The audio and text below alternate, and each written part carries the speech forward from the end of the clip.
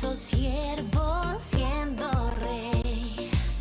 Hosana, Hosana, nació el Salvador. Hosana, Hosana, Jesús el Redentor. Hosana, Hosana, nació el Salvador. Hosana, Hosana, Jesús el Redentor.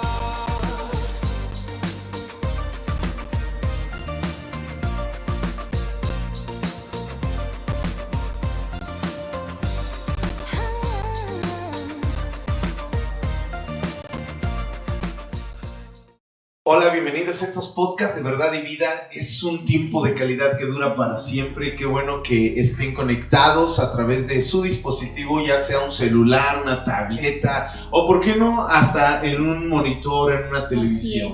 Así es un gran gusto estar que ustedes estén con nosotros con ustedes, conectados para aprender más de la palabra de Dios. Yo pienso que estos minutos que son muy cortos cuando están muy interesantes, pero que van a ser de mucho fruto para nuestra vida y que nos van a ayudar para nuestra vida cristiana y para alcanzar nuestra meta, que es estar con Jesús. Sí, y fíjate que hoy en día muchos de nosotros prendemos nuestro dispositivo y perdemos mucho tiempo en ver cosas que ni siquiera edifican nuestra vida o que ayudan a fortalecer la convivencia en la familia. Sí. Pasamos horas viendo reels y ahí están horas en el celular, horas en la tableta, y realmente no buscamos esos tiempos maravillosos. Y yo pienso que esto es uno de los tiempos más maravillosos en lo que podemos invertir nuestro tiempo.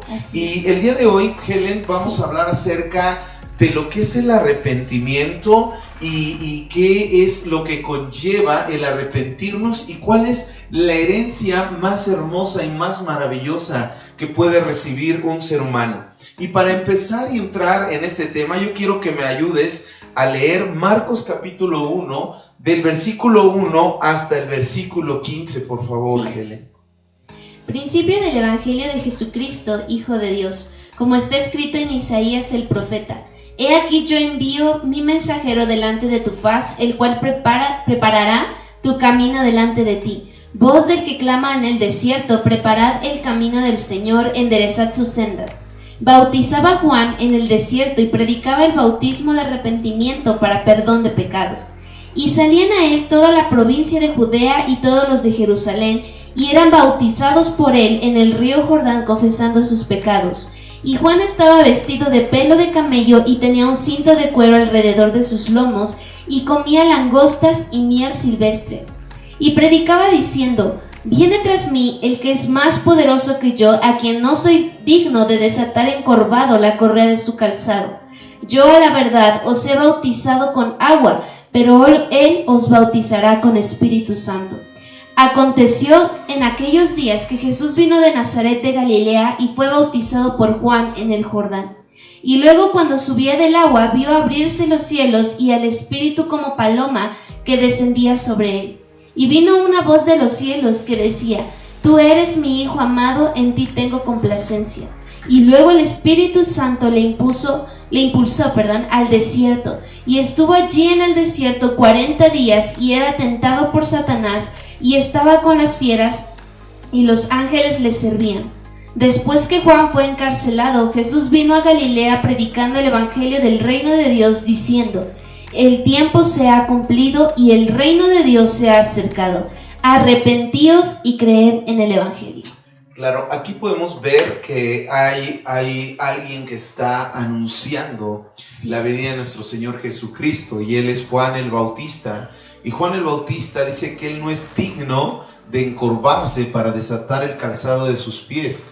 Este ritual en esa época era el sirviente del sirviente que recibía a la persona que llegaba a cierta casa, y entonces él le desataba las sandalias y le lavaba los pies. Aquí vemos que Juan el Bautista está hablando acerca de que Jesús es Dios y que él ni siquiera puede ser el sirviente de sirviente. O sea, él no es digno ni siquiera de hacer lo mínimo, lo más bajo, lo que podía hacer el sirviente del sirviente del sirviente. Y bueno, aquí vemos también que Juan el Bautista, su mensaje que él empieza a dar, ¿verdad? Porque él es el mensajero del cual menciona el profeta Isaías en el Antiguo Testamento. Quiere decir que después de que se escribió Malaquías, hubo 400 años de silencio y después de esos 400 años aparece Juan el Bautista. Y cuando aparece Juan el Bautista, él empieza a dar un mensaje. ¿Cuál era el mensaje de Juan el Bautista?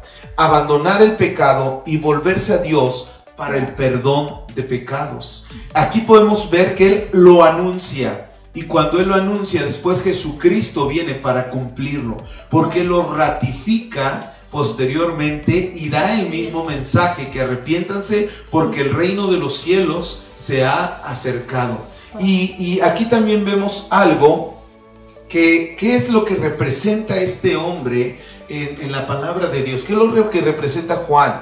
Pues es el cumplimiento de un nuevo éxodo. Así como vimos que en la antigüedad el pueblo hebreo, ¿verdad?, salió de Egipto, donde lo tenían esclavizado. Entonces ellos van, atraviesan el Mar Rojo, se abre el Mar Rojo, lo atraviesan en tierra seca para llevarlos al lugar donde fluye leche y miel. Ahora, en estos tiempos, ese es el cumplimiento de la promesa, no quizá de un sistema humano que los tenía oprimidos en una esclavitud, sino ahora, ¿cuál es el mensaje? Que tienen que arrepentirse, porque quien los tiene oprimidos es el pecado.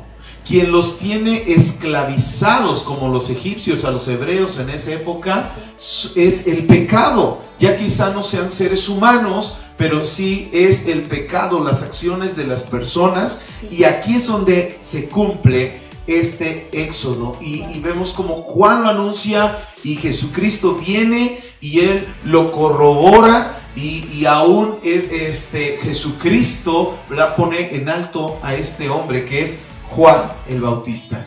Así es, cuán importante es el arrepentimiento, como dices, el arrepentimiento es voltear 180 grados a nuestra vida, tener una metanoia y cambiar de dirección completamente. Eso es arrepentirse, porque muchas veces tendemos a tener remordimiento en nuestro corazón, ¿no? Sentimos feo, pero no estamos dispuestos a cambiar los actos, el pecado y todo ello. Pero aquí lo que Juan dice es: arrepiéntanse verdaderamente de todo corazón de los pecados para que puedan ser verdaderamente libres y ya no más en ese yugo de esclavitud. Claro, arrepentimiento viene, como tú lo dijiste, del griego metanoia, y también viene del hebreo shuv.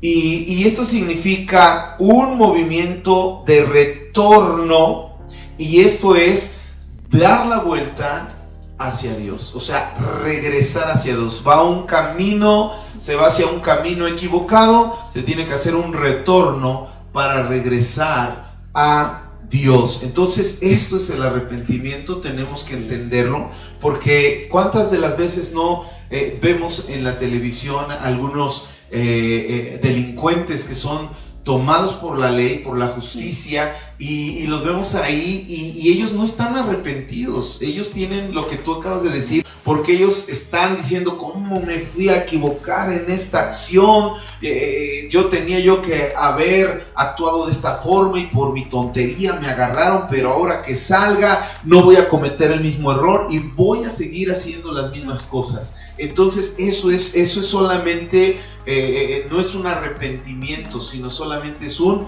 remordimiento. Ahora, ¿por qué vemos esto en la palabra de Dios y por qué enfatiza Jesús? Y vemos que se inicia el tiempo que Él va a predicar, el tiempo aquí en la tierra.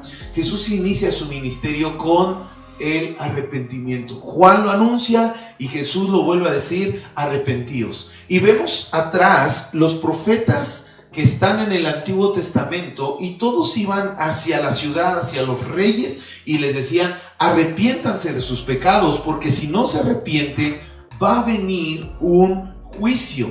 Y entonces aquí, una vez que podemos entender qué es el arrepentimiento, ¿verdad?, que ya lo dijiste, un movimiento de retorno, esto de vuelta a Dios, entonces Dios empieza a obrar en las personas. Aquí, si lo enfocamos hacia hacia Dios, o lo que Dios quiere, mejor dicho, porque todo estamos hablando de Dios, es que la persona va a dejar de hacer aquellas cosas que ofenden a Dios para volverse hacia lo que a Dios le agrada. Y mira, yo quiero leer Ezequiel capítulo 11, versículo 18 y 19. Y dice así: y volverán allá y quitarán de ella todas sus idolatrías y todas sus abominaciones. Y les daré un corazón y un espíritu nuevo, pondré dentro de ellos, y quitaré el corazón de piedra de en medio de su carne, y les daré un corazón de carne. Quiere decir que cuando una persona se arrepiente es porque ya voltea su mirada a Dios y quita todo paradigma que se ha levantado, o todo paradigma que ha llevado a cabo que lo aparta de Dios. Porque fíjate, Helen, y todas las personas que nos están viendo, qué interesante es que muchas de las veces las personas apoyan a aquellas gente que se da el cohecho. Y le dan el apoyo, ¿no? Dice, no, es que está trabajando, tiene un puesto político, tiene un puesto, etcétera, ¿no? De X o Z. Y ven que ven y saben que en el lugar donde están ellos están haciendo cohecho. Y las personas dicen, no, es que hay que apoyarlo porque es su bienestar. Y cuando una persona está extendiendo el reino, buscando el agradar a Dios, salvando vidas, muchas de las personas dicen, no, es que lo que está haciendo él es un fanatismo. Lo que él está haciendo es algo que lo está distrayendo de lo que realmente tiene que hacer. Y esto es porque no ven lo que verdaderamente Dios es. Y bueno, voy a regresar al tema, ¿verdad? Acá nos dice quitar todo eso, o sea, quitar todo lo que ocupa el lugar de Dios. A eso estamos llamando, como acá dice, ¿verdad? Dice, y volverán y quitarán de ella todas sus idolatrías y todas sus abominaciones. Cuando la persona pone antes a una cosa, antecede una cosa antes que a Dios, entonces automáticamente está poniendo un ídolo entre Dios y él. O sea, llámese trabajo, llámese dinero, o llámese lo que tú quieras, que se anteponga ante Dios, entonces ya está poniendo ese ídolo. Y Dios dice, quítenlo, o sea, arrepiéntete, cambia de dirección. Si esta dirección te está llevando hacia la perdición, entonces arrepiéntete, cambia y regresa a los estatutos de Dios. Regresa a lo que Dios realmente tiene para tu vida, que es una vida y vida en abundancia, una vida eterna. Una vez que voltean, entonces hay que quitar toda esa cultura que no nos ha dejado nada bueno. Que quizá tenemos la cultura, ¿verdad?, de hacer grandes fiestas, y más que esas grandes fiestas era el repartimiento a lo mejor de bebidas alcohólicas, y todo eso iba destruyendo nuestra vida, o destruyendo la vida de la familia.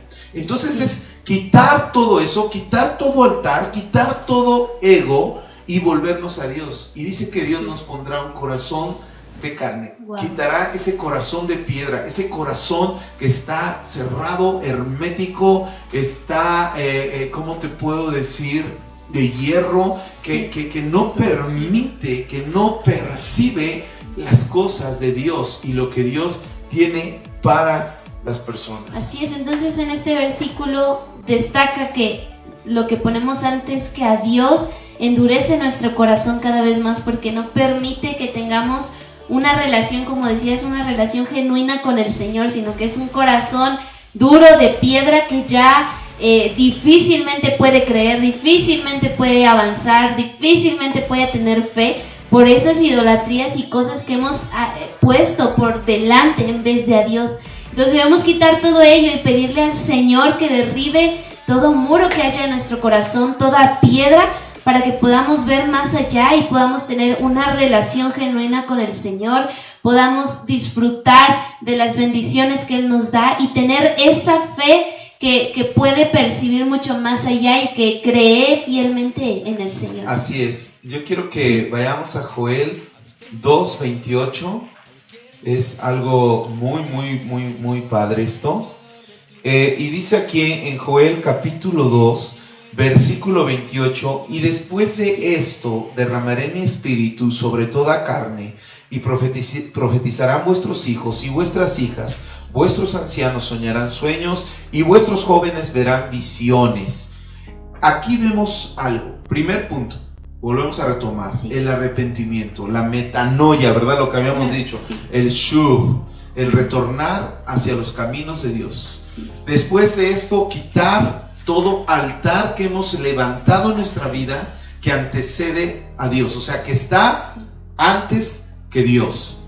O sea, entre Dios y nosotros está en medio. O sea, lo aclaro, ¿no? Quizá lo entendimos rápido, yo lo quiero aclarar. Y después de esto viene lo que es el derramamiento del Espíritu Santo. Y yo hice una anotación acá. Dice, el Espíritu Santo es como el viento que trae la respuesta a nuestras necesidades humanas. El Espíritu Santo es el único que nos va a ayudar a que llevemos una vida en abundancia conforme a la voluntad de Dios, no conforme a lo que nosotros pensamos, porque el único que nos va a poder ayudar a tener una santidad real va a ser el Espíritu Santo de Dios, que va a ir transformando nuestra vida y nos va a ir haciendo aceptos a nuestro Señor cada vez más. Y bueno, aquí hay otras citas que yo quería mencionar, pero ya creo que el tiempo se nos acabó. Pero cuando el Espíritu Santo viene, o sea, ya hubo un arrepentimiento, se quitó toda idolatría de nuestra vida, y después de toda idolatría de nuestra vida hay un corazón que pone Dios sensible a su voz. Entonces Él nos da la herencia más hermosa y más maravillosa que puede recibir un ser humano, que es el Espíritu Santo, quien nos va a guiar, quien nos va a ayudar. Y dice en Hechos 1:8, y recibiréis poder cuando haya venido sobre vosotros el Espíritu Santo. O sea que el Espíritu Santo es nuestro ayudador.